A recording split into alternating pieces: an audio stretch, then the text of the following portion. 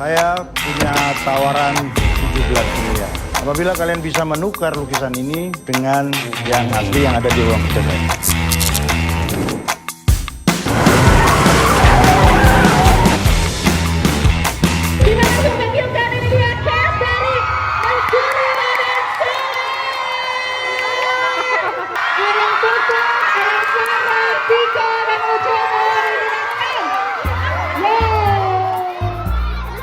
Mencuri Raden Saleh.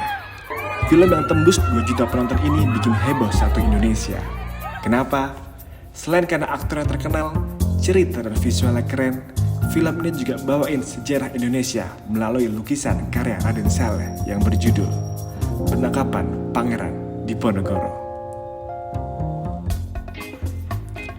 Konon lukisan ini jadi lukisan historik pertama di Asia Tenggara yang punya semangat anti kolonial, bermakna perlawanan dan pengkhianatan. Sama kayak lukisannya, film Mencuri Raden Saleh juga nyelipin cerita tentang pengkhianatan. Bahkan para komplotan gak sadar kalau ada orang terdekat yang ternyata berkhianat. Mungkin hal ini wajar ya untuk film genre heist, bahkan kalau di dunia nyata pun juga ada. Tapi gimana kalau di akhirat? Apakah masih ada pengkhianatan? Kita cek alur ceritanya di surah Al-Hadid ayat 12-13. Yaitu pada hari ketika kamu melihat orang mukmin laki-laki dan perempuan sedang cahaya mereka bersinar di hadapan dan di sebelah kanan mereka. Dikatakan kepada mereka, pada hari ini ada berita gembira untukmu, yaitu surga yang mengalir di bawahnya sungai-sungai. Yang kamu kekal di dalamnya, itulah keberuntungan yang besar. Jadi di akhirat nanti, setelah amal kita diperhitungkan di padang mahsyar, penduduk surga dan neraka bakal dipisah. Yang gak beriman langsung ke neraka, dan yang beriman bakal digiring menuju surga melalui jembatan atau sirot yang terbentang di atas mereka. Orang mukmin yang ikhlas nyembah Allah bakal dapat cahaya di depan dan sebelah kanan mereka. Tapi orang munafik yang ibadahnya gak ikhlas, lama-lama cahayanya akan meredup. Lanjut di ayat yang ke-13, pada hari ketika orang-orang munafik laki-laki dan perempuan berkata kepada orang-orang beriman, tunggulah kami supaya kami dapat mengambil sebagian dari cahayamu.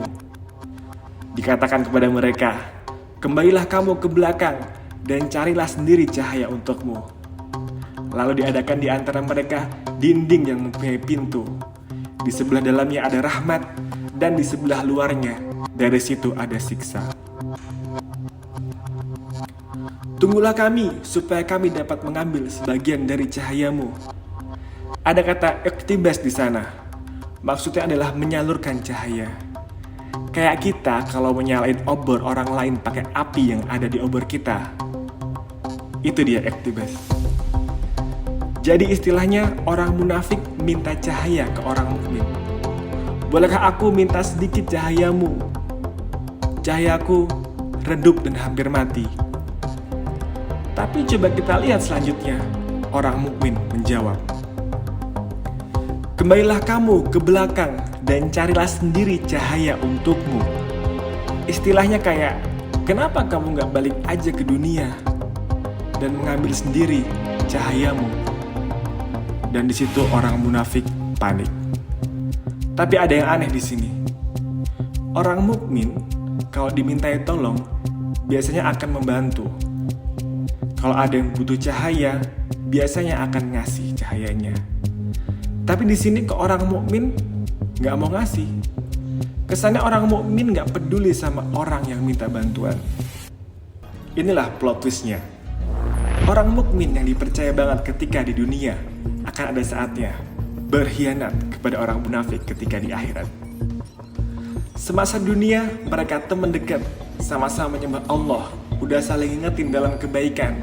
Tapi yang munafik justru menunda-nunda untuk berubah jadi lebih baik. Mereka menolak untuk segera berbuat kebaikan. Dan ternyata di akhirat semuanya akan terputus. Mereka yang dulunya sama-sama menyembah Allah pada akhirnya gak peduli lagi satu sama lain.